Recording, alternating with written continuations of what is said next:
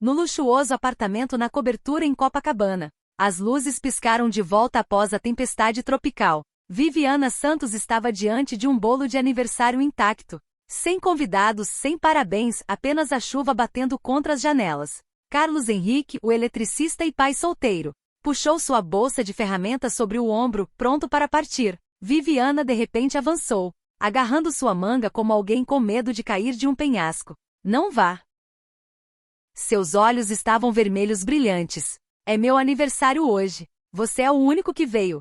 Por favor, fique comigo. Carlos Henrique nunca planejou estar em um lugar como esse. Aos 36 anos, ele construiu uma vida tranquila, das ruínas de uma tragédia que a maioria das pessoas não conseguiria imaginar sobreviver. Ele trabalhava em empregos de manutenção contratados, reparos elétricos principalmente.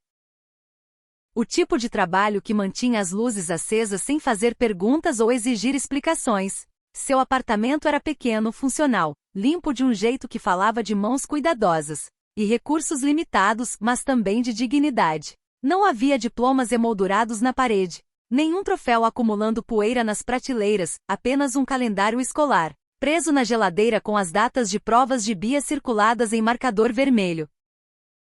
E um sofá desgastado onde ele ajudava sua filha com a lição de casa toda noite, suas cabeças inclinadas juntas sobre problemas de matemática e palavras de ortografia. Beatriz Henrique ou Bia tinha 7 anos, afiada como uma navalha, com olhos que pareciam ler as pessoas do jeito que seu pai lia diagramas de circuitos, com precisão e compreensão além de seus anos. Ela notava tudo, o tipo de observadora que deixava adultos desconfortáveis. Quando percebiam que uma criança podia ver através de suas mentiras educadas, quando sua professora fazia muitas perguntas sobre por que seu pai sempre a buscava sozinho, porque nunca havia uma mãe nas reuniões de pais ou peças escolares, Bia dizia simplesmente, sem drama ou autopiedade, minha mãe está no céu. Ela não se lembrava de Adriana.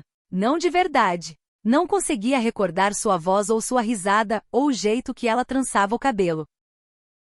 Mas ela entendia a forma da ausência. O jeito como o maxilar de seu pai se contraía quando outras crianças falavam sobre o Dia das Mães. O jeito como ele mantinha uma fotografia no manto, mas nunca falava sobre ela a menos que Bia perguntasse. O maior medo de Carlos não era a pobreza. Não eram as horas imprevisíveis ou as jaquetas remendadas ou os móveis de segunda mão. Era o envolvimento.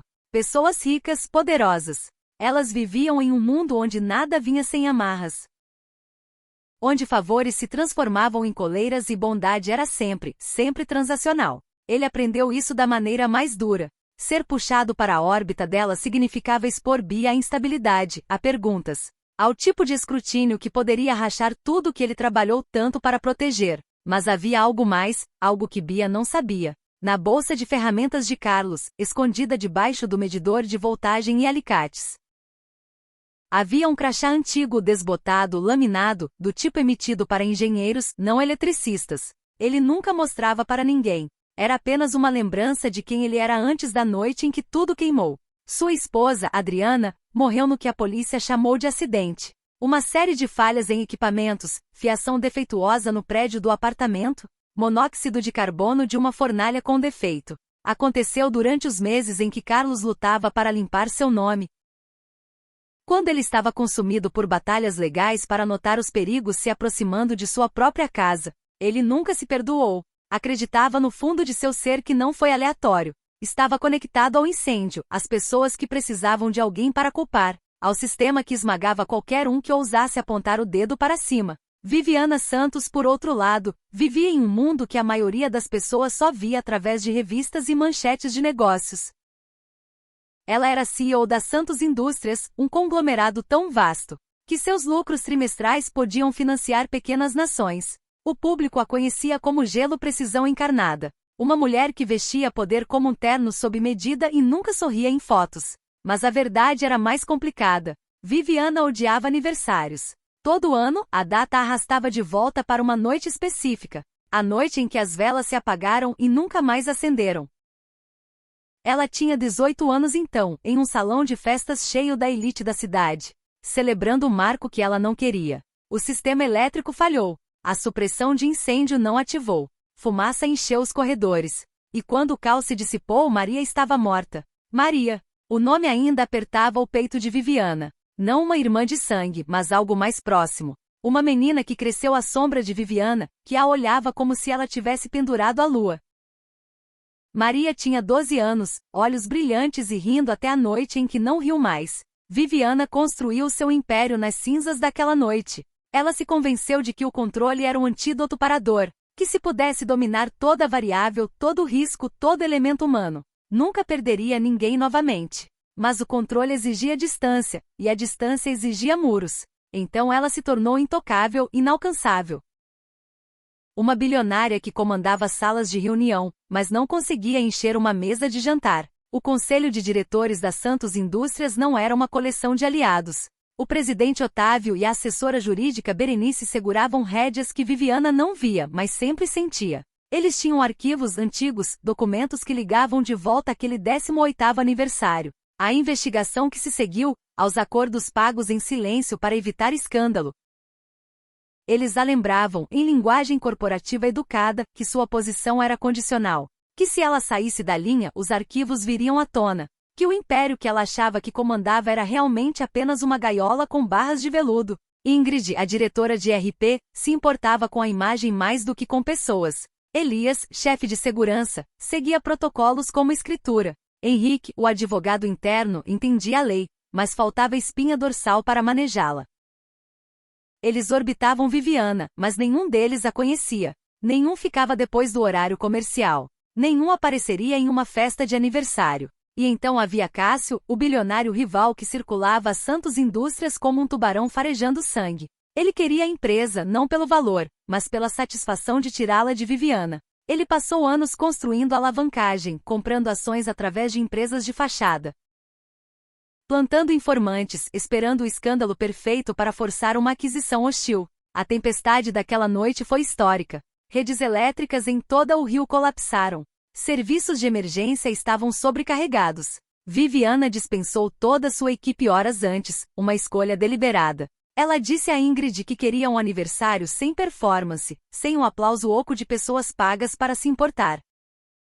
Ela queria ver como era se sentir sozinha de propósito em vez de sozinha por acidente. Mas o gerador de backup em sua cobertura falhou. As luzes morreram. O aquecimento parou. E de repente, o silêncio que ela ansiava parecia menos paz e mais um túmulo. Ingrid, sempre eficiente, chamou um serviço de emergência. Envie alguém imediatamente. Cliente VIP. O despachante não perguntou. Carlos aceitou o trabalho porque precisava do dinheiro. A escola de Bia enviou outro lembrete de mensalidade, educadamente redigido, mas inconfundivelmente firme. A babá cancelou no último minuto. Seus próprios filhos doentes com gripe, e Carlos não tinha plano B. Então ele fez o que sempre fazia. Empacotou uma jaqueta extra, encheu uma garrafa térmica com chocolate quente. E levou Bia junto. Ela sentou no corredor do prédio da cobertura, mochila no colo. Pequena e paciente de um jeito que partia o coração de Carlos.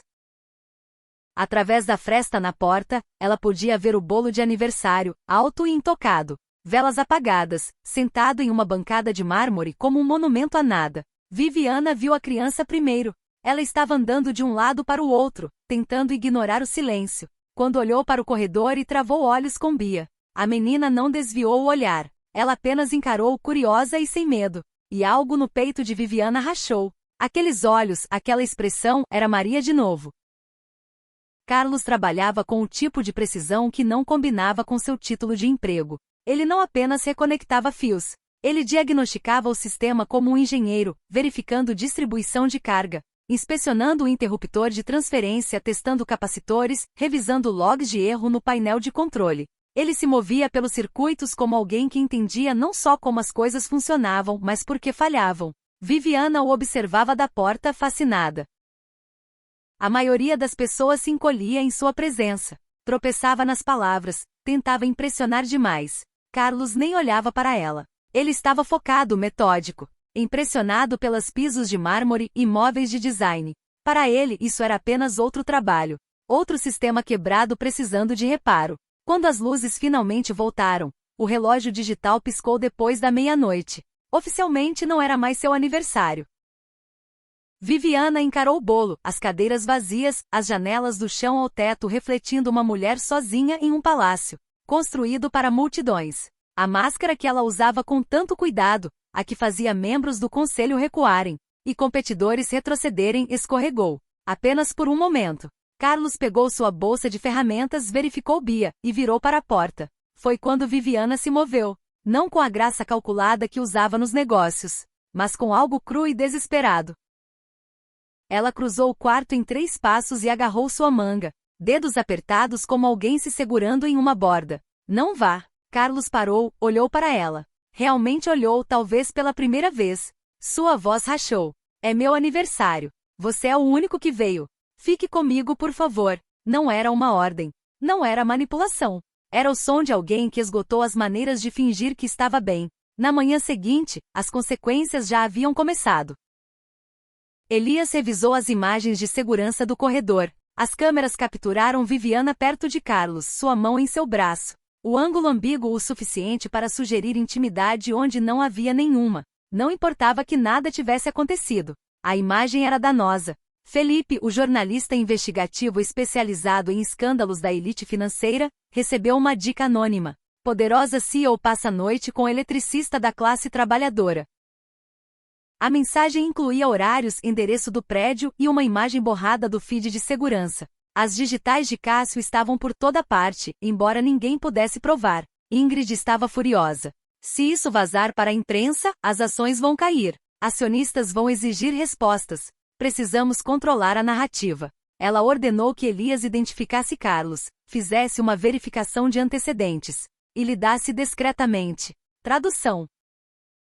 Encontre alavancagem, aplique pressão, faça o problema desaparecer. Otávio e Berenice convocaram uma reunião de emergência. Eles viam oportunidade onde Ingrid via crise. Carlos era uma fraqueza, uma rachadura na armadura de Viviana. Se pudessem veaponizá-lo, podiam forçar sua conformidade no acordo de fusão iminente, o que ela resistia há meses. Carlos foi para casa aquela manhã se sentindo inquieto. Bia, alheia à atenção, tagarelava sobre a senhora do bolo solitário durante todo o café da manhã. Ela não entendia por que seu pai parecia tão distraído, porque ele checava o telefone o tempo todo, porque ele disse para ela não mencionar a cobertura para ninguém na escola. Carlos se lembrou de sua regra cardinal. Não se envolva com problemas de gente rica. Não deixe o caos deles vazar para a vida de Bia. Fique pequeno. Fique seguro. Fique invisível. Quando o mensageiro chegou à tarde com um envelope, Carlos quase não abriu. Dentro havia uma nota de agradecimento manuscrita em papelaria cara e um cheque de 20 mil reais. Ele encarou por um longo tempo. Então escreveu uma única palavra em um pedaço de papel de caderno. Selou em um envelope e enviou de volta. Não. Viviana recebeu a rejeição em seu escritório. Ela estava se preparando para uma reunião do conselho, revisando projeções, se fortificando para outra rodada de jogadas de poder passivo-agressivas. Quando sua assistente entregou a resposta de Carlos, ela parou. Ninguém dizia não para ela. Não assim. Não sem explicação ou negociação. Apenas uma recusa plana, sem adornos. Pela primeira vez em anos, Viviana sentiu algo além de controle ou vazio. Ela sentiu curiosidade. Na semana seguinte, Viviana fez algo que não fazia há uma década. Ela saiu da torre. Sem motorista, sem segurança, apenas um carro emprestado e direções para o endereço de Carlos. Ela vestiu jeans e uma jaqueta simples, o tipo de roupa anônima que a tornava invisível. Encontrou o prédio de apartamentos facilmente. Pequeno, limpo, cansado do jeito que vem da idade, não do descuido. Ela observou pela janela do lobby enquanto Carlos ajudava Bia com a lição de casa na mesa da cozinha. A luz acima deles pescando levemente, o tipo de piscar que ele provavelmente planejava consertar quando tivesse tempo. O riso de Bia ecoou pelo vidro.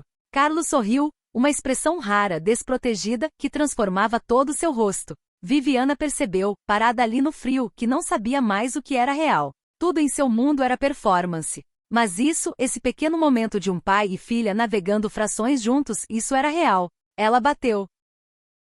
Carlos abriu a porta, viu ela, e sua expressão mudou de surpresa para cansaço. Eu queria te agradecer apropriadamente, Viviana disse. Não com dinheiro, apenas agradecer. Bia espiou ao redor da perna de seu pai, olhos brilhantes. É a senhora do bolo. Viviana ofereceu um compromisso. Um contrato legítimo, não caridade. A Santos Indústrias gerenciava uma fundação de caridade que precisava de manutenção de instalações, trabalho elétrico e inspeções de segurança. O pagamento era justo, os termos claros, tudo documentado e profissional. Carlos hesitou. Ele não confiava. Mas Bia precisava de estabilidade.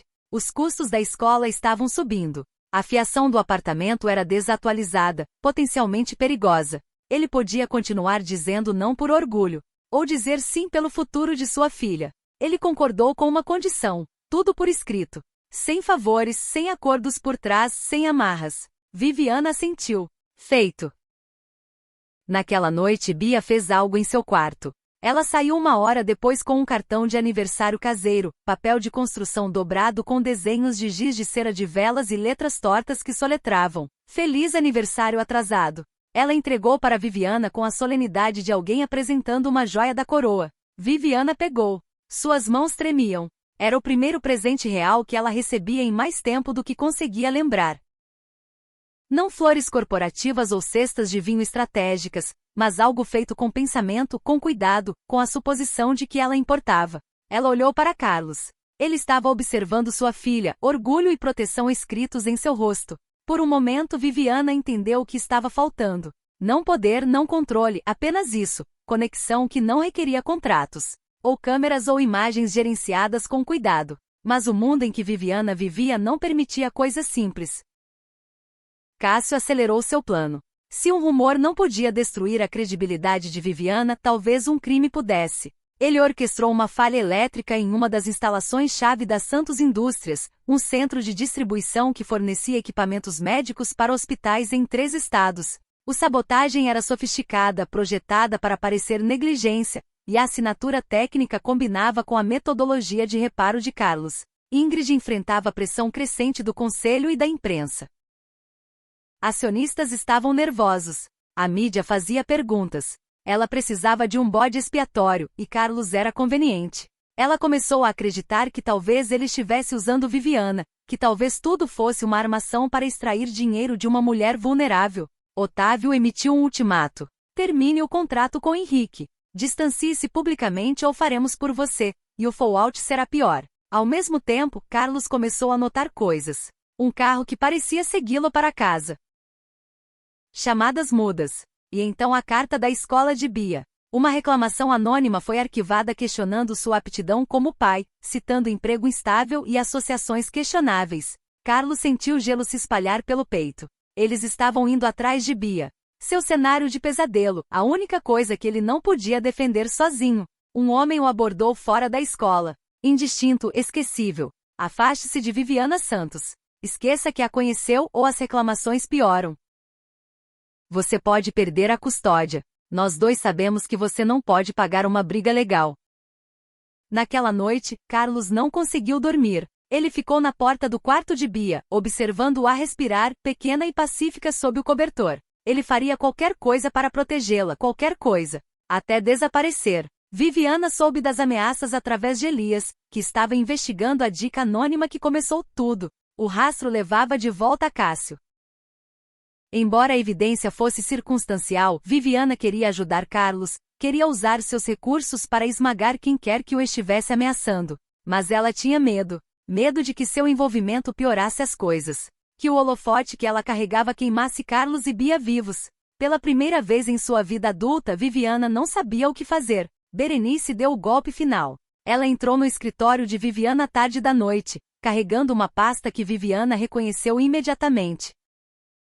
Os arquivos antigos, os do 18º aniversário. Apenas um lembrete, Berenice disse, sua voz agradável e venenosa. De quem realmente segura as cartas? Ela deixou a pasta na mesa e saiu. Viviana abriu com mãos trêmulas, o papel caro rangendo no silêncio de seu escritório. Dentro havia relatórios de incidente datilografados em papel timbrado antigo, declarações de testemunhas coletadas no caos posterior, análises técnicas escritas na linguagem seca de engenheiros tentando explicar falha catastrófica, e acordos de seguro negociados atrás de portas fechadas. O incêndio, as falhas de evacuação que transformaram corredores em armadilhas mortais. A certidão de óbito de Maria, oficial e final, e insuportável de olhar mesmo depois de todos esses anos. e enterrado na avaliação de engenharia em uma nota de rodapé que alguém tentou muito tornar esquecível. Era um nome que ela não via há anos, mas agora se queimava em sua visão. Carlos Henrique, engenheiro elétrico júnior, emitiu avisos formais por escrito sobre falhas críticas na infraestrutura elétrica da instalação. Recomendações submetidas a empreiteiros supervisores e equipe de gerenciamento de instalações.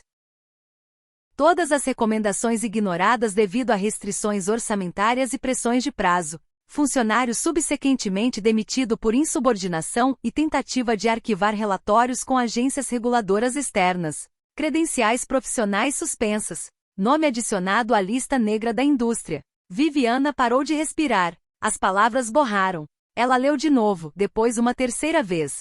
Cada leitura tornando a verdade mais inescapável e mais horrífica. O investigador que lidou com o caso notou que Henrique havia sido feito bode expiatório para proteger empreiteiros de nível superior e gerentes de instalações. A culpa real jazia com cantos cortados durante a construção, com inspetores subornados para aprovar trabalho abaixo do padrão, com uma cadeia de decisões que priorizavam lucro sobre segurança. Carlos tentou parar, e eles o destruíram por isso. Viviana sentou no escuro, a pasta aberta à sua frente, e percebeu o peso total do que ela havia feito. Não intencionalmente, não diretamente. Mas o evento de sua família, seu aniversário, foi o catalisador para a ruína de Carlos, para a morte de Adriana, para tudo o que ele perdeu. Ela o encontrou na manhã seguinte em uma cafeteria perto de seu apartamento. Ele estava esperando o ônibus escolar de Bia, bebendo uma xícara que esfriara. Eu sei quem você é, Viviana disse baixinho, deslizando no assento à frente dele. Carlos olhou para cima, viu a pasta. Entendeu. Foi você. Há 18 anos, o incêndio na mansão Santos. Ele não negou. Eu avisei eles. Ninguém ouviu. A voz de Viviana quebrou. Maria morreu aquela noite. Ela tinha 12 anos. A expressão de Carlos mudou. Dor misturada com raiva antiga. E minha esposa morreu 2 anos depois enquanto eu lutava para limpar meu nome. Enquanto eu estava tão quebrado e distraído para notar que a fiação em nosso apartamento era defeituosa. Enquanto eu estava enterrado em batalhas legais que não podia proteger minha própria família. Eles sentaram em silêncio. O peso da dor compartilhada dos destinos entrelaçados se assentou entre eles. Eu não vim aqui por vingança, Carlos disse finalmente. Eu vim para sua cobertura porque precisava do dinheiro. Eu fiquei porque Bia gosta de você. Mas eu não posso deixar esse mundo, seu mundo, destruir o que resta da minha vida. Eu estou fora. Estou aceitando a terminação do contrato. Estou saindo. Não, Viviana disse. Carlos se levantou. Eu tenho que. Então eles vencem. Cássio, Otávio, todos que nos usaram como peças em seu tabuleiro. Eles vencem. Carlos olhou para ela. Realmente olhou. A verdade. É só isso. Eu aceito as consequências. Eu perderei a empresa, a reputação, tudo. Mas eu preciso que você diga a verdade sobre o que aconteceu. Não por mim, por Maria, por Adriana, por todos que eles silenciaram. Viviana fez uma escolha aquela noite. Ela ficaria ao lado de Carlos publicamente e deixaria as peças caírem onde quisessem. Mas ela precisava de uma estratégia. Ela puxou Henrique, o advogado interno, para sua confiança. Ele estava com medo, mas também era decente. Juntos, eles construíram um caso não só contra Cássio, mas contra todo o sistema que permitiu o encobrimento. Elias surpreendentemente ofereceu ajuda. Eu sigo as regras, ele disse. Mas não sigo covardes. Se você realmente está fazendo isso, eu estou dentro. Felipe, o jornalista, recebeu uma mensagem incomum, um convite para uma entrevista exclusiva off the record com alguém que tinha informação sobre o incêndio na mansão Santos. Ele mordeu a isca. O plano era arriscado. Cássio precisava ser atraído, feito para confessar seu envolvimento. E a única maneira de fazer isso era fazê-lo pensar que já havia vencido. Henrique arranjou uma reunião, ostensivamente para Carlos assinar um acordo de não divulgação e aceitar um acordo em troca de seu silêncio. Cássio, farejando sangue, insistiu em comparecer pessoalmente. Incapaz de resistir à chance de ver a queda de Viviana em primeira mão. A reunião aconteceu em uma sala de conferência neutra. Carlos sentou à frente de Cássio, Berenice e Otávio. Viviana estava conspicuamente ausente, supostamente envergonhada demais para enfrentar a situação. Cássio deslizou a papelada pela mesa. Assine isso. Pegue o dinheiro. Desapareça. Todo mundo vence. Carlos pegou a caneta. Você realmente orquestrou tudo isso, não é? Carlos disse. A falha elétrica na instalação, as reclamações anônimas sobre minha filha só para machucar Viviana. Cássio sorriu. Eu orquestrei nada. Eu simplesmente facilitei consequências. Viviana deveria ter sido mais cuidadosa com quem se associa. E há 18 anos, Otávio enrijeceu. Isso não é relevante para esta discussão. É completamente relevante, Carlos disse. Porque você estava no conselho então também, não estava? Você sabia que a instalação não estava de acordo com o código. Você sabia que os sistemas elétricos estavam comprometidos e quando eu reportei, você me demitiu e me colocou na lista negra para proteger os contratos de construção. Berenice se levantou. Esta reunião acabou. Carlos gesticulou para o canto da sala onde uma câmera de segurança piscava silenciosamente. Elias a instalou 2 dias antes.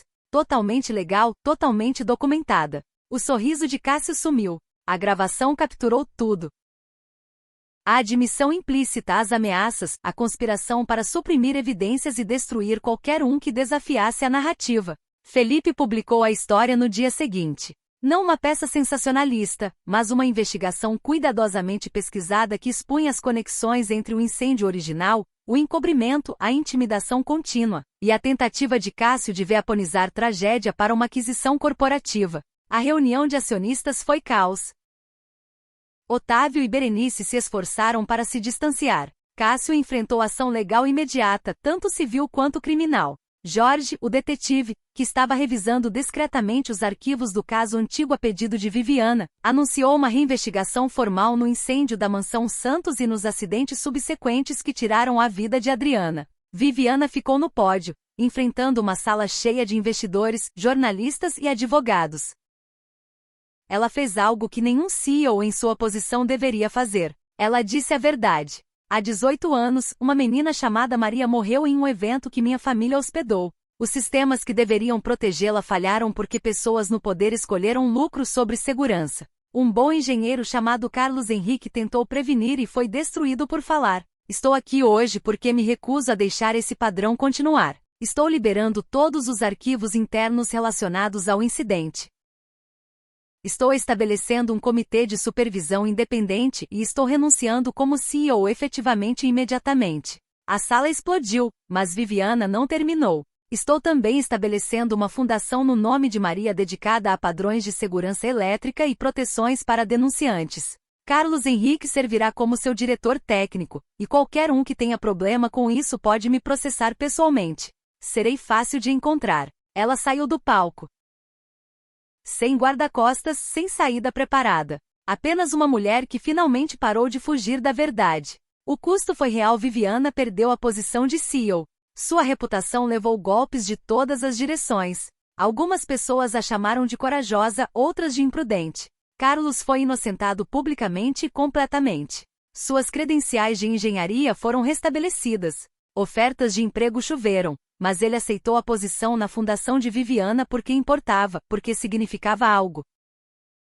6 meses depois, no aniversário de Viviana, não havia cobertura, sem bancadas de mármore ou bolos de design, apenas um pequeno apartamento quente e vivido, cheio do cheiro de feijoada caseira. Bia insistiu em assar o bolo ela mesma. Era torto, a cobertura irregular, as velas enfiadas em ângulos estranhos. Era perfeito. Viviana ficou na porta hesitante. Eu não quero invadir. Eu sei que vocês têm suas próprias tradições. Bia pegou sua mão. Não vá. É seu aniversário. Você deveria estar aqui. Carlos encontrou os olhos de Viviana através da pequena cozinha. O cansaço havia suavizado. Não sumido, mas suavizado. Se você quiser ficar. Viviana sentou. Bia acendeu as velas com concentração solene. Eles cantaram desafinado. O bolo era doce demais e ligeiramente queimado de um lado. Foi o melhor aniversário que Viviana já teve. Mais tarde, depois que Bia foi para a cama, Carlos e Viviana ficaram na pequena varanda, olhando para as luzes da cidade. Obrigado, Viviana disse, por me dar uma chance de consertar isso. Carlos ficou quieto por um longo momento. Adriana costumava dizer que a coisa mais difícil sobre perder alguém não é a dor, é se perguntar se você vai se sentir inteiro de novo. Se você vai encontrar pessoas que veem as partes quebradas e não vão embora. Você não foi embora, Viviana disse. Nem você. Eles ficaram juntos no frio. Duas pessoas que foram esvaziadas pela mesma cadeia de tragédias, que se encontraram nos destroços e escolheram, contra todas as probabilidades, ficar. A fundação foi lançada 3 meses depois. Carlos treinou uma equipe de jovens engenheiros ensinando-os não só como consertar sistemas, mas como se levantar quando algo estava errado. Viviana trabalhou discretamente nos bastidores, alavancando suas conexões restantes para pressionar por legislação, para financiar pesquisa, para garantir que a morte de Maria e de Adriana significasse algo. Bia começou a chamar Viviana pelo primeiro nome em vez de Senhora do Bolo. Pequenas vitórias. O mundo não se transformou da noite para o dia. O julgamento de Cássio se arrastou. Alguns membros do conselho na Santos Indústrias escaparam de consequências através de manobras legais. Injustiça não evaporou só porque 2 pessoas decidiram lutar contra ela. Mas algo mudou. Algo pequeno e teimoso e real. No aniversário do incêndio, Viviana e Carlos visitaram o túmulo de Maria juntos. Eles não trouxeram flores. Trouxeram uma fotografia emoldurada da primeira turma graduada da fundação. Jovens engenheiros segurando certificados, sorrindo. Ela teria gostado disso, Viviana disse. Carlos assentiu. Eles ficaram no silêncio, honrando os mortos ao se recusar a deixar suas mortes serem sem sentido. Meses viraram 1 ano. A fundação cresceu. O apartamento de Carlos se tornou um lugar de reunião, apertado e caótico, cheio do tipo de barulho que vem de pessoas que escolheram estar lá. Bia floresceu, seus olhos afiados e perguntas mais afiadas encontrando um lugar seguro para existir. Viviana aprendeu como ser parte de algo em vez de no controle de tudo. Ela aprendeu como sentar em uma mesa de jantar sem analisar dinâmicas de poder. Ela aprendeu como rir das piadas terríveis de Bia e como ajudar com a lição de casa e como existir em um espaço onde vulnerabilidade não era fraqueza. E Carlos aprendeu devagar que nem todo mundo com dinheiro era uma ameaça. Que algumas paredes podiam cair sem a estrutura toda colapsar. Uma noite Bia perguntou uma pergunta que vinha fermentando há meses. Você e o papai vão se casar? Viviana engasgou com seu café. Carlos congelou no meio da frase. Bia olhou entre eles, totalmente séria. Porque se vão, eu preciso saber. Eu sou para ser a daminha de honra, e preciso praticar. Eles não tinham uma resposta. Ainda não. Mas a pergunta não era mais assustadora. Era apenas outra possibilidade em um futuro que parou de se sentir predeterminado. No próximo aniversário de Viviana, eles estavam prontos.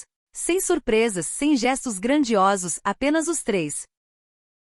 E um bolo que Bia insistiu em decorar com velas demais. Faça um pedido, Bia comandou. Viviana olhou para a pequena família imperfeita reunida ao redor de sua mesa de cozinha. Carlos, que sobreviveu ao inferno e escolheu perdão sobre a amargura. Bia, que transformou solidão em convite. Ela fechou os olhos, mas não pediu nada. Ela já tinha o que precisava. E quando Carlos disse baixinho, você não precisa ir se não quiser, Viviana entendeu que as palavras significavam algo diferente agora. Não um apelo nascido do desespero, mas uma escolha para construir algo novo das cinzas do que perderam. Para honrar os mortos vivendo plenamente. Para ficar quando seria mais fácil ir. Viviana sorriu. Eu não vou a lugar nenhum. Bia bateu palmas. As velas piscaram. E naquele pequeno quarto quente 3 pessoas que foram quebradas pela mesma maquinaria cruel de poder e silêncio escolheram uma a outra. Não porque tinham que, mas porque queriam. Porque algumas das melhores coisas na vida não são construídas em contratos ou imagens gerenciadas com cuidado ou alianças estratégicas. Elas são construídas em uma verdade simples. Fique. Quando tudo diz vá. Quando o mundo torna mais fácil ir embora. Quando ficar significa enfrentar verdades duras e consequências mais duras. Fique mesmo assim. É aí que a cura começa.